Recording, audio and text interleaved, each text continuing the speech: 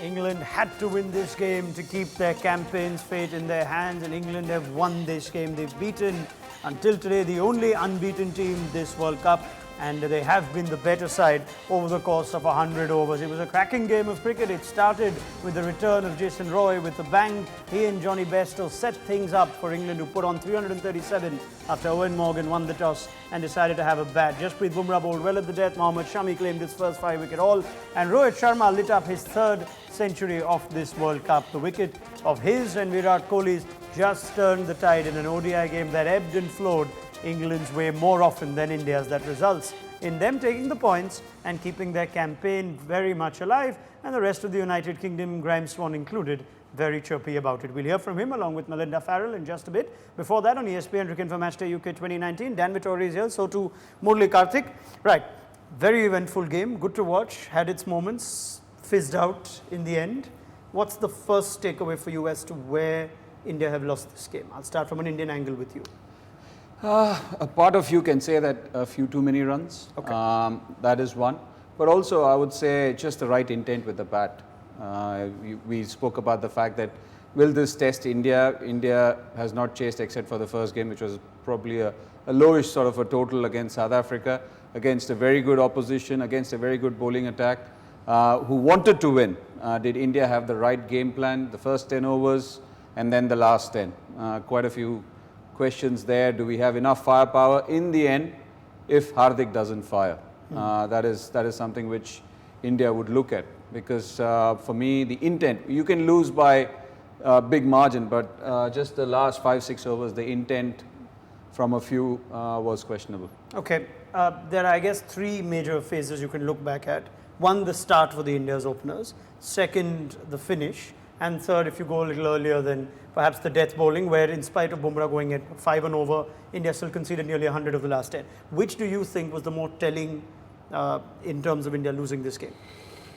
Maybe not just so much in terms of this game, but I think looking forward as well, I think it's their opening partnership. I think what Rohit Sharma and Virat Kohli need is a complementary batsman around them. They need aggressive batsmen so that they can take their time getting into an innings and building, and they do that so well. So I think someone like KL Rahul obviously needs to be aggressive to complement the way those two are playing. And at the moment, it seems like he's trying to play a similar sort of game to Rohit and Virat, and they don't need that because they're good enough to do it. They can take most of the balls. He needs to be aggressive, and Pant can do that as well, and obviously Hardik later on. So I think that's where it starts for them. If they can get that right, then I think everything else falls into place. Okay, I think we're going to have a more detailed chat about India, but let's not forget that the story of this game is England, who came into this game under significant pressure with Pakistan getting results their way. They got displaced outside the top 4. They had to win, and they had to win against a team that hasn't tasted defeat this World Cup. So it's all to Graeme Swann and Mel Farrell now to take us through just England ticking just about every department today, including, if I may start with you, Mel, that they dropped Moeen Ali for Liam Plunkett. What a masterstroke. Yeah, well, you know what? Earlier today, Graeme Swann deliberately dropped his mic because he was so upset about Moeen Ali not being in. I'm a little bit worried he might accidentally drop it because his hands have been a little bit clammy during that chase. Hey, Swanee. I tell you what, the last 15 overs, I'm definitely an England fan. I know that much because I was so nervous. Even though the score was, a huge one, when Pandya started going, I thought, oh, you're kidding me. We can't go out. But thankfully, I got off air, I hid in a corner, I sucked my thumb and rocked back and forth on my knees until England won. And I'm very, very happy. Can I just bring up Chris Wokes? Oh, what please, a performance. Please bring him up again and again. With the ball, yes. The first 3 overs, those made fantastic. That catch on the boundary to get rid of Rishabh Pant was just superb, and was the first moment when I thought, we actually might win this. I'm actually calm now. My palms are still a bit clammy. I won't lie to you. What about Plunkett, Liam Plunkett coming back in? He did justify his selection with a couple of really big wickets. He did. I mean, Moeen Ali would have won the game more easily, obviously, but Liam Plunkett was brilliant. That's what he does. He bowls in that period. He bowls back of length. This pitch suited him because he can just run his fingers over the ball. Slower balls into a length were very hard to score. And he did a great job. We have to find a place, as in England, have to find a place in the team for Murali and Plunkett, in my opinion, because Adil Rashid on a wicket that was helpful. I don't think he bowled well today. He looked very nervous. Well, you can't be surprised that he was nervous with defending when you had those kinds of players coming in. But really, the whole thing was set up by Jason Roy and Johnny Bairstow earlier on, wasn't it? Absolutely, and that looks an even better partnership now. Yeah. The way the game panned out, the way the wicket panned out, it was not an easy wicket to bat on. Jason Roy, honestly, I'd vote you for Prime Minister at the minute. If you want to do it, Roy, you've got my vote, mate. Get into number 10 after you've won the World Cup. You can sort this country, sort this mess out, because he was just the chutzpah and the verve he brings to the batting. It spreads through the team, and Johnny Bairstow batting alongside him looked comfortable, even though he was angry. Got his 100, and then from that platform, England didn't get as big a score as we thought, but it turned out to be a very good total on that pitch. And what does this do for England now? Because it is still in their own hands. They have a huge match against New Zealand, and they won't know what's going to happen between Pakistan and Bangladesh when they take on New Zealand in Chester Street. Well, England knew before this game that winning 4 games in a row would win them the World Cup. They've still got to think like that. They've beaten India, who were the best other team in this World Cup, in my opinion. If they can beat New Zealand, and I know Dan Vettori's out there, it will not be easy to beat those boys because they always play above their potential. I think England can have the confidence going forward to say, hey, come on, stop messing around, let's just play like that every day. What about and also the bowling at the death? I don't think India didn't hit a single 6 in their entire innings. You don't see that happen very often. No, I mean, once Pandya got out, it took all the steam out of the Indian chase. I think that was more to do with the pitch and how hard it was to come in and strike the ball. So kudos to England. They played a perfect game under pressure today. There you go, guys. Perfect game under pressure, and Swanny's just starting to get those palms dry now. Before I let you two go, Mel, I'd love a little word from you on just how the noise just went quiet in the last few overs. There is going to be some conversation around the Kedar Jadhav MS Dhoni partnership, and I don't think, like we've established with Kartik, Dan and Swanny, that that's solely or primarily responsible for the loss. But just take me through what the mood was like in the ground, and maybe a word on from Swanny as well on whether he was surprised with the lack of intent. Yeah, well, actually, it was interesting. I was comparing this to the other day when Pakistan were playing New Zealand. I'm sure I'll get some stick from the India fans out there. But even though the ratio of fans was similar, it wasn't nearly as noisy. And I think that's because the Pakistan game, they got Amir got a wicket first ball, Shaheen Afridi came in and blasted them away. And from that moment... You're very brave, Mel. The whole place was jumping. Well, here it was just...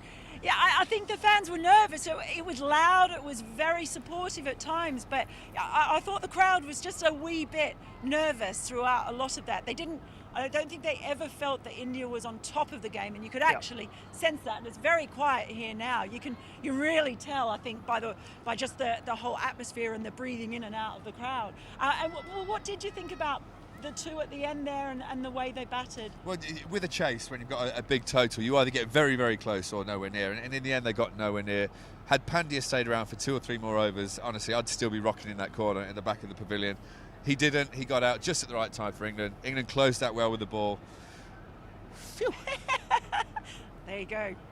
All right, many thanks, Mel Farrell, Graeme Swann. Swanny and the rest of England live to fight another day, and that'll be against New Zealand on Wednesday. We'll pick Swanny's thoughts up on that day as well. For now, it's a very happy Graeme Swann, and I'm sure very happy rest of England. But in perspective, let's pick up from what Swanny and Mel have ended with. Was it just excellent bowling and well-thought bowling towards the end, which made it very difficult for Dhoni and Kedar to go hard at the end? Or was it just that sort of pitch that got harder as you came in as a new batsman? I think it was the bowling. I think the back end of Pandya's innings as well. I think he got off to such a quick start. He might have had 30 or 15 balls, but he ended up sort of relatively the same strike rate as Dhoni. So I think it was the nature of the bowling and the fields that they set as well. They brought up everyone behind the wicket, and then they allowed India to just try and attack them straight down the ground, and they took pace off, they bowled wide, they bowled the occasional Yorker, and then they mixed it up with those slow ball bounces as well. So I think the game planning was great. I think the pitch allowed them to play that way, and I also thought that Dhoni and Kedar didn't have the the intent. I would have expected to see them clearing their front leg and trying to hit sixes every Yeah. ball, but there was still a lot of noodling it for one. They just had to go all out to try and win the game. It didn't matter if they lost from that end because it felt like they were going to lose anyway. Yeah, we're just going to look at the phases of this innings, and I'll continue this chat with Kartik. Now, there are two aspects here. One is that top right, 1 to 10, 28 for 1. You've lost KL Rahul early, but Virat Kohli and Rohit Sharma at the crease, and India managed to go just 2 points. Chris Woakes was excellent with the new ball. And then towards the end as well, that we've established. Let's go to the end phase and finish this discussion at the end, and then go to the top phase, Kartik. And what Dan says is he expects a little more intent. Do you sympathize to some degree that while on paper there were 5 wickets in hand, those weren't necessarily wickets that ooze a lot of confidence in Dhoni and Kedar Jadhav? Yeah, but that's accepted. And as Dan mentioned, anyways, you're going to lose, but at least go down fighting. Yeah. It was not a question of nerdling. It's not a question of getting a not out there, or the fact that there are 4 more batsmen who are not so adept at batting. But it was just a question of the intent. It's a question of trying to hit balls rather than trying to nerdle balls. Because at the end of the day, whether you nerdle, you're anyways going to lose. At least go down fighting. I don't think they would have won. I'm not saying that you can't blame them for the loss, because of the fact that there were quite a few other things which went against India. You can say the extra 65 runs or the extra 40 runs. And I said this, I said extra. Possibly they might have thought that they were 30 runs short the way they had a start. But for India, possibly 30, 40 runs extra. It was the way we started. Possibly could they have shown more intent there? Again, in one-day cricket, in any form of the game, if you allow a bowler to continuously bowl, he's going to bowl. Yeah. You have to show some intent, you have to change a few things, especially if you're chasing a big target. If you're not chasing a big target, then you can take it easy and possibly sit on it. Okay. But the thing is that the intent is what you're going to question, nothing else. All right. What about the first 10 then? Because you have India's 2 best batsmen at that point. Once KL Rahul's gone, was it just supreme bowling from Chris Woakes, or would you have liked to see India get more than 2.8 and over? I think Woakes bowled exceptionally well, and I think Archer bowled well as well. He was unlucky not to have Rohit Sharma out early. Look, I think it was a nervous start in terms of as soon as KL Rahul got out, it felt like Rohit and Virat thought, we've got to do this. No one else is going to do it, so let's make sure we get through this tough part of the start. We'll get ourselves in and we'll go, which they eventually did, and they played exceptionally well. But that's what happens in big games when the expectations on those 2 batsmen to play such a big part in winning the game, and I think they put that pressure on themselves. They just wanted to get through those stages, and they did, and they built it, but they needed both of them to score hundreds to give them any chance, and that's really hard to do consistently. Okay, what do India take away now from this? They've had 1 game of Rishabh Pant at 4, where he's in a sort of has to go at a difficult chase, and he's managed a 30. Now does that, I don't think that solves any more questions than we had even before this game. But what are the takeaways for India now going into their last 2 games against Bangladesh and Sri Lanka?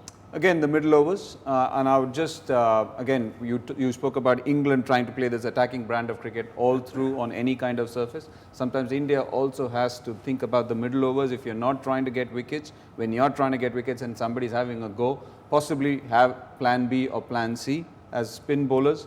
I think that's something which they would have to look at, because 20 overs went for plenty today. I think close to 165 runs or something like that. So that is a lot of runs from 2 strike bowlers. You can't have that. That's, somewhere down the line in big games, that is going to affect if you're not getting wickets. That is something they have to look at. And again, I would say that opening has to be strong, which has not been there. In bigger games against big teams, you want a solid start like what they gave you, what Jason Roy and Johnny Bairstow gave you, and we've not had that post Shikhar Dhawan and Rohit Sharma. We've had starts. We did start well against Pakistan, but they've not continued. Again, it puts too much pressure on Virat Kohli. Virat Kohli is a superman, but he can't carry the entire team on himself every time. Fair enough. Right, let's have a quick look at the points table. This was a massive game for not just India, but Pakistan as well, Bangladesh. It puts an end to Sri Lanka's campaign, I think, or effectively puts an end to Sri Lanka's campaign.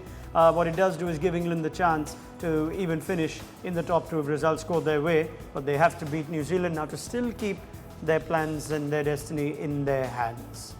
As far as India go, they've got 2 games against Bangladesh and Sri Lanka to come, back-to-back games. They're back at Birmingham to play Bangladesh on Tuesday. Viewers in the Caribbean, thank you very much for being with us. We leave you with the presentation that Virat Kohli will have some interesting thoughts on. And viewers on ESPN 2 will be back tomorrow before the start of the Sri Lanka-West Indies game.